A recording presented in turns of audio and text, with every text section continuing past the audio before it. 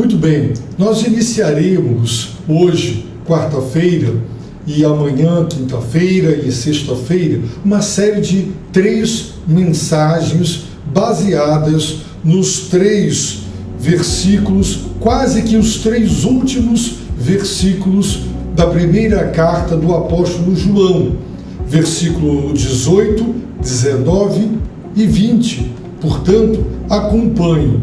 São 3 declarações. Aqui João está finalizando, concluindo a sua carta. E ele o faz de forma magistral, porque, com certeza, sob divina inspiração, o Espírito fala pela instrumentalidade do apóstolo João.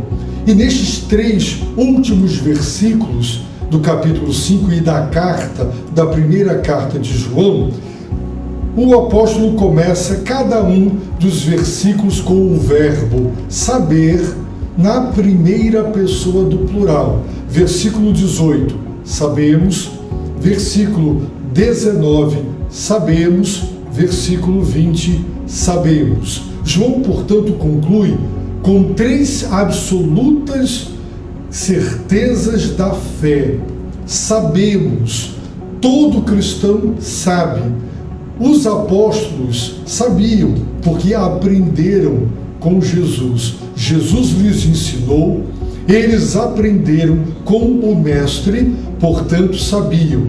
Os destinatários da primeira carta de João, do apóstolo João, também sabiam, porque os apóstolos lhes ensinaram as verdades. Assim sendo, João não hesita em dizer, sabemos. Por quê? Porque há doutrina, há pregação, há ensino. E aqui eu chamo a sua atenção para os sermões que mais têm popularidade nos dias de hoje, que são os sermões extremamente devocionais, recheados de contos, de casos, alguns até de anedotas. São sermões light e as pessoas gostam, as pessoas de fato vibram com sermões assim.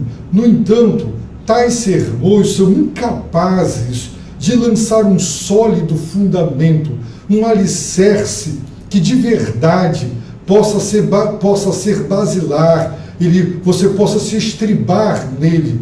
Como precisamos de doutrina, de sermões expositivos que ensinem as verdades reveladas da palavra de Deus e, é claro, saibam aplicá-las à realidade dos nossos dias, das nossas necessidades e os desafios do nosso momento contemporâneo. Mas as verdades doutrinárias, elas precisam ser ensinadas. Elas são densas, elas são teológicas, elas se constituem em alimento sólido. Mas nós precisamos ter a nossa fé calcada, firmada e fundamentada nas certezas de Deus, para que a nossa ética cristã, a nossa moral cristã e a nossa piedade estejam fundamentadas na sã doutrina.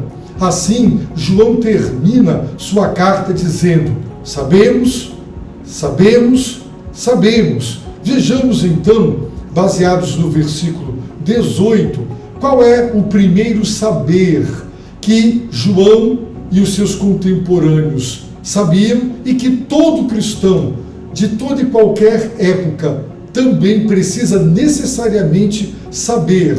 Sabemos. O que sabemos? Disse João, sabemos que todo o que é nascido de Deus não vive pecando.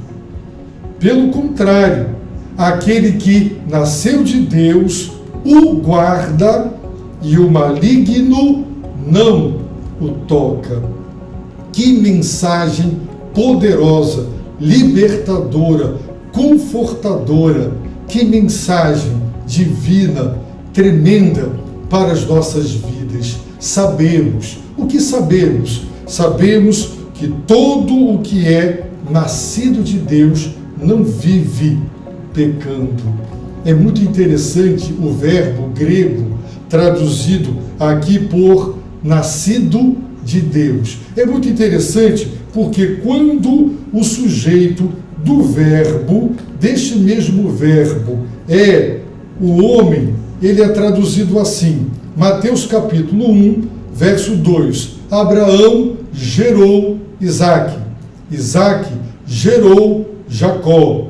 Jacó gerou Judá e seus irmãos. E o texto continua. Quando o sujeito do verbo é o homem, então gerar, gerou é a tradução. É interessante que quando o sujeito do verbo é a mulher, então se traduz assim, Lucas capítulo 1, versículo 13. Mas o anjo lhe disse: não temas, Zacarias, porque a tua oração foi ouvida, e Isabel, tua mulher, te dará à luz um filho, e tu o chamarás João.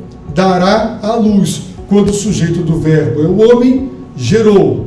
Quando é a mulher, dará à luz. E quando se trata daqueles que nasceram, é nascido de Deus. Então, poderíamos dizer, sabemos disso, João, que todo aquele que é gerado por Deus, ou aquele que Deus deu à luz, ou é nascido de Deus. A Bíblia, a palavra de Deus, nos diz, segundo o Evangelho de João, que o Senhor Jesus afirmou a necessidade absoluta e imprescindível de que todos experimentem o nascer de novo. Disse Jesus, é necessário nascer de novo. Ele não disse para um ladrão, para um corrupto, para um drogado, para um assassino.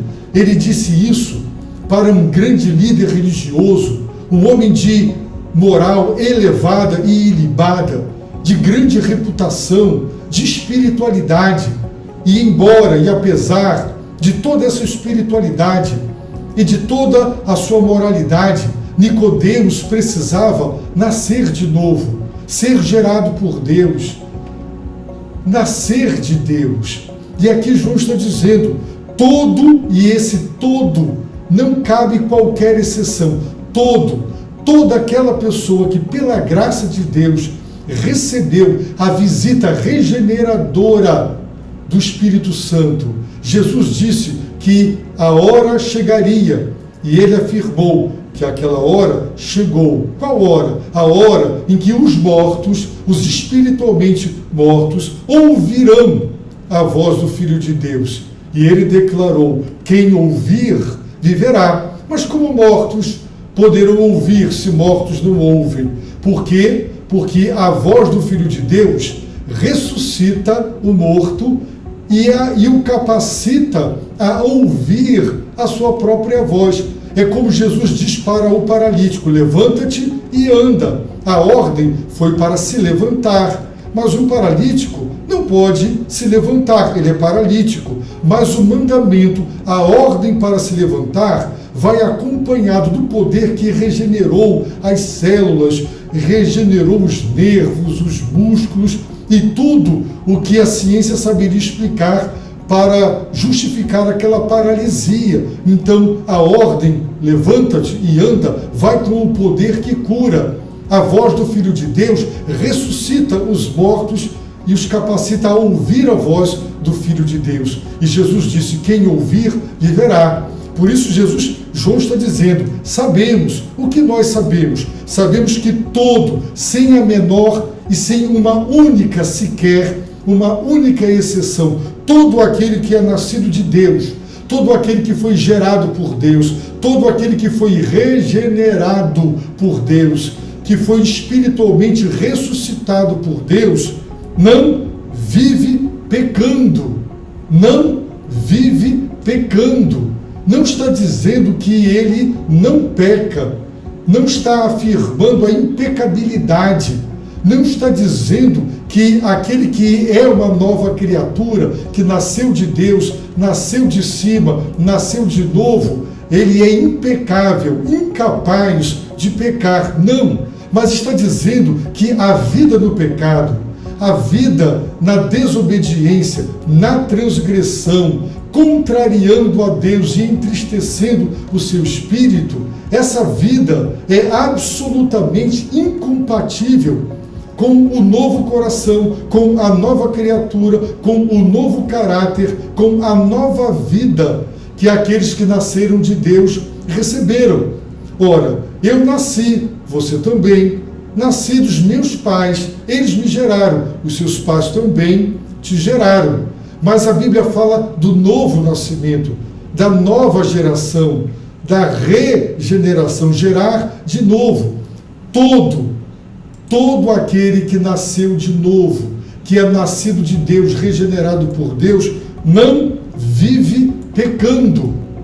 Ele pode, porque é pecador, cair em pecado, mas ele não persistirá teimosamente na prática do pecado. Se ele persistir no pecado, no quadro de desobediência, ele estará evidenciando que ele não nasceu de Deus, porque a nova criatura, ela nunca fica feliz em estar vivendo no pecado. É por isso que não dá, por exemplo, para compatibilizar pastores homossexuais, igrejas que promovem, não é, igrejas de homossexuais. Por quê? Porque todo aquele que nasceu de Deus não vive pecando, ele não vai viver do pecado, ele vai romper com o pecado. Uma pessoa que mente, é mentirosa, é enganadora, é desonesta, se ela continua na desonestidade, no engano e na mentira, ela não nasceu de novo, porque mentira é pecado, enganar é pecado, corromper outros é pecado. Não quer dizer que o crente, o filho de Deus, não peca, mas se ele pecar, ele há de se arrepender, de confessar, de abandonar. E aqui 1 João diz que Deus é fiel e justo não só para perdoar, mas também para purificar, ok? Então, não vive pecando, não vai fazer do pecado, da desobediência, da transgressão, da rebeldia, o seu hábito, o seu costume, porque é incompatível o novo nascimento com uma vida no pecado, de pecado, rebelando-se contra Deus. Portanto, sabemos que todo aquele que é nascido de Deus não vive pecando. Disse João, pelo contrário. Sabe o que acontece? Aquele que nasceu de Deus o guarda. Ora, João já disse, é nascido de Deus. Agora ele fala, aquele que nasceu de Deus. Ele está se referindo a quem? Ele está se referindo a Jesus Cristo. Jesus Cristo nasceu de Deus. Quando lemos 1 João, capítulo 1, verso 1, nos é dito que ele, no princípio, era. A expressão princípio significa, e eu leio para vocês, para que vocês vejam o que está escrito, o que era desde o princípio. A expressão significa antes que o universo fosse criado. Antes de Deus, o Pai, criar todo o universo, ele era. Ele existia eternamente. Portanto, Jesus, ele é eterno. Aquele que nasceu de Deus, provavelmente possa estar se referindo, João, ao milagre operado pelo Espírito Santo no ventre de Maria, onde Jesus foi gerado, não é? A sua natureza humana foi gerada. Então, aquele que nasceu de Deus, Jesus Cristo, o guarda. E por que Jesus Cristo guarda todo aquele que é nascido de Deus? Sabe o que acontece? O maligno não o toca. É muito interessante esse verbo guardar, diz o texto, o guarda, porque nós lemos lá no livro de Salmos algo muito interessante. No Salmo 105, verso 15, está escrito, não toqueis nos meus ungidos e não maltrateis meus profetas. Sobre quem o Salmo está se referindo? A Abraão, Isaque e Jacó. Deus, quando, verso 12, Salmo 105, verso 12. Quando eles ainda eram nela estrangeiros, Abraão, Isaque e Jacó, em pequeno número e de pouca importância, andando, peregrinando de nação em nação, de um reino para outro, Deus não permitiu que ninguém os oprimisse, e por amor a eles repreendeu reis, dizendo: não toqueis nos meus ungidos e não maltrateis os meus profetas. Vejam, quando aquelas nações poderosas viram Abraão com seus rebanhos, com suas riquezas, Isaque com seus rebanhos e riquezas, Jacó com seus rebanhos e riquezas, tão vulneráveis, peregrinando, quando pensaram: vamos atacá-los, vamos matá-los, vamos roubá-los, eles desistiam. Eles eram demovidos. Alguma coisa, alguma palavra, algum acontecimento, alguma coisa os desestimulava.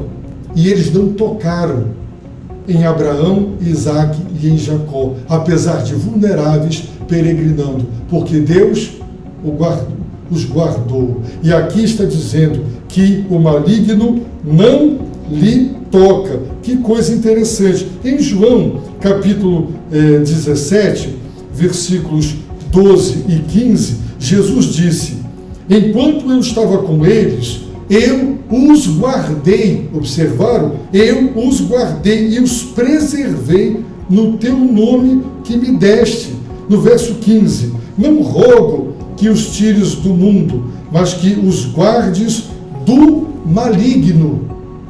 Aquele que nasceu de Deus, Jesus, guarda todo aquele que é nascido de Deus, os filhos de Deus, os cristãos, verdadeiramente e de fato regenerados, convertidos a Jesus Cristo. E porque Jesus Cristo nos guarda, o maligno, Satanás, o diabo, não o toca. A palavra, o verbo tocar, significa literalmente colocar as mãos para fazer mal, para maltratar, para ferir. O maligno não põe as mãos naquele que nasceu de Deus, porque Jesus o guarda, o protege, o preserva, e o maligno não o toca. O maligno não põe nele suas mãos para lhe fazer mal, porque ele é protegido pelo poder de Deus. Que maravilha, que bênção! Só aquele que é nascido de Deus é guardado por Jesus para não ser tocado por Satanás. Jesus Cristo, diz 1 João, capítulo 3, verso 8, ele se manifestou para destruir as obras do maligno. É por essa razão que uma pessoa regenerada jamais ficará possessa. Lamentavelmente, já existiram e existem pregadores que falam que o crente pode ficar possesso. Já ouvi teólogos escreverem experiências de Satanás jogando, os arremessando contra a parede. Coisas desse tipo. Falta de doutrina, pessoas que deturpam e desviam o ensino da palavra de Deus. Satanás não toca naquele que nasceu de Deus, a não ser que Deus, em sua ira, para disciplinar um filho seu, permita, como aconteceu com Jó. Não foi um caso de disciplina no exemplo de Jó, mas Deus autorizou, por isso tocou. Vejam que Satanás pediu para cirandar ou peneirar os apóstolos como trigo, e Jesus intercedeu por Pedro, porque era o líder, para que a sua fé não esmorecesse.